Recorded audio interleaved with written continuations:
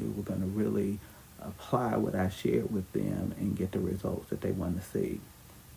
It's easy to admire, the lives of those who are achieving great things. It is much more challenging to follow the example of those who are living extraordinary lives. We live in a world of people. Everybody admires somebody. Everybody thinks that this person or that person is so wonderful and that they're doing great things. And I don't, negate that that person is probably doing great things, but I don't think we understand the cost that is associated with that.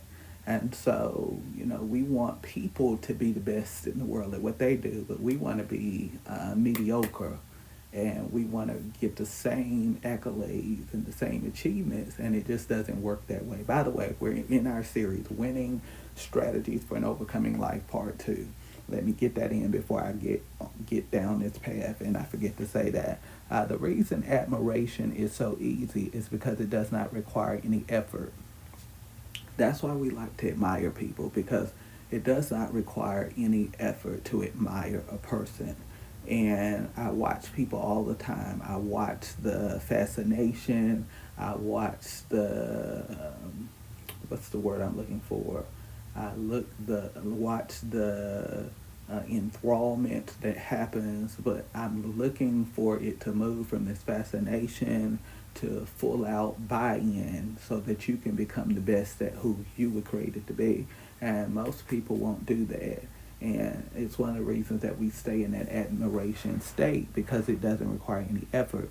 In fact, admiration does not require you to take responsibility for your life or your future. As long as you live in admiration mode, it allows you to make excuses for why you cannot live a greater life. Now, I know that some of you are going to be in agreement with what I'm saying, and then others of you are going to get offended by this. But I have to say this again. Admiration does not require you to take responsibility for your life or your future. It just keeps you fascinated.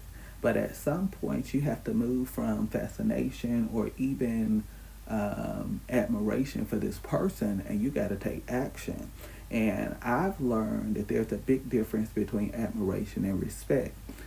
Admiring people requires no effort, but if you really respect a person like you say you do, then you're going to do everything within your power to reach your full potential and to be all you're created to be. So that's why I have told people over the years, you don't respect me, because if you did respect me, you wouldn't be so comfortable being average and mediocre.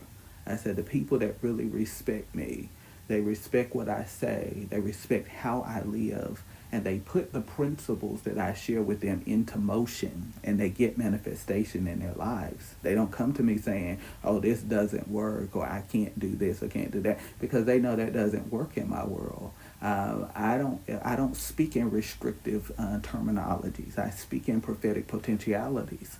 And, everybody that knows me, anybody that has been part of my journey will tell you I've faced more adversity than some people have ever seen. And I don't make excuses. I believe that there is a way. And I believe that greatness will always find a way to come out victorious. I truly believe that, because I have lived that and I know that to be true. And I've helped people around the world do the same thing. And so you can sit there and have a pity party and feel sorry for yourself and woe is me and tell your sad story, or you can get busy and you can start living the life of your dreams. As long as you live in admiration mode, it allows you to make excuses for why you cannot live a greater life. A greater life does not seem possible. As long as a greater life doesn't seem possible, you are not required to take any action to advance your life and actualize your goals. I want you to get that. As long as a greater life does not seem possible, you are not required to take any actions to advance your life or actualize your goal. So that's why a lot of people want to tell you, oh, this stuff doesn't work. I don't believe in that. I don't believe in possibilities. I don't believe in the stuff that you're teaching about, because they won't put it into practice. Or if they do put it into practice, they think that 2 days is going to fix 30 years of bad thinking and habits. And it doesn't work that way. I tell people, you didn't get into this overnight. You're not going to get out overnight. We cannot unlearn 30 years of toxic thinking in 5 minutes. And we live in a culture because of social media. I have to say this, because of social media and highlight reels, people think that they can do something for 5 minutes and their life is going to magically change. Do you realize you're watching an edited, scripted narrative? That is not the whole story. That is not the whole picture. That is not everything that has gone into that journey of that person becoming who they are. And I feel like a lot of times with social media, we do people a disservice because nobody wants to talk about the journey. Nobody wants to talk about the failures and the disappointments and all of the things that shape us and really make us who we are, because those are the principles that are really going to help people to grow, to develop, and to reach their full potential in life. The moment it registers in your psyche that it is possible, all excuses must go and you must make excellence your standard. Write that down. The moment it registers in your psyche that it is possible, all excuses must go and you must make excellence your standard. So, years ago, a lot of you know my story. I'm not going to go that deep into my story today, but I've had my share of adversity, especially in business, in the early years of business, and I just wanted to just give up and be done with it.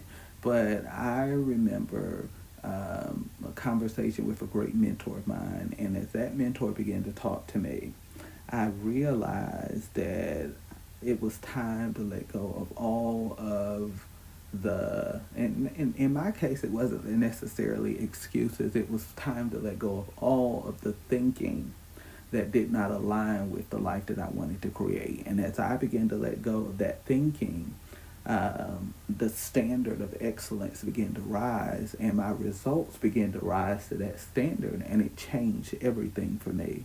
And what I'm trying to do is to get you to get out of your own way, because a lot of us, our internal dialogue, the inner conversation that we're having with ourselves is so toxic. And, you know, I know I don't want to get too deep into this because I can really get into the science of the mind and thinking, but I have been so intentional about guarding my thought life that when I see a thought trying to pop into my mind or be projected to me that does not align with the picture and the possibilities of my life, I know how to check those thoughts real quick and to bring my mind centered and focused. Now, most people can't do that because they've neglected the mind so much that the mind has become a weaponized enemy against their future. And we're not going to go there because that'll turn into a whole nother discussion. But I know how to check my thoughts. And, you know, one of the things that people will tell you when they spend time with me is that you may get away with some things in the presence of other people, but you won't get away with it in my presence. And I'll say, what did you say? And they'll hurry up and correct what they said. And I said, what you don't realize is that every word we speak is an expression of a thought or an idea that we hold in our hearts. And what we got to do, we got to stop betraying our hearts with this narrative that is counterproductive to our future and our destiny. And I speak with intention.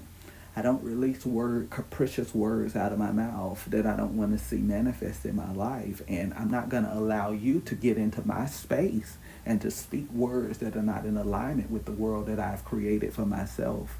And you got to get that in line. You got to get your thoughts together. You got to think on those things. You know, there are 8 dimensions to a renewed mind. I don't have time to talk to you about that today.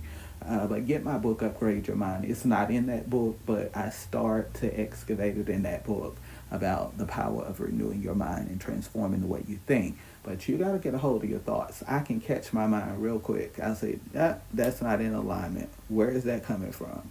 And I know how to center and bring my mind back focused. It's one of the reasons that you even listen to this podcast or you read my books or you follow my work, because you know I don't think like anybody you've seen before. I've spent a lot of time on my mind, and a lot of people spend a lot of time trying to look impressive, but they have neglected their intellect. Write that down.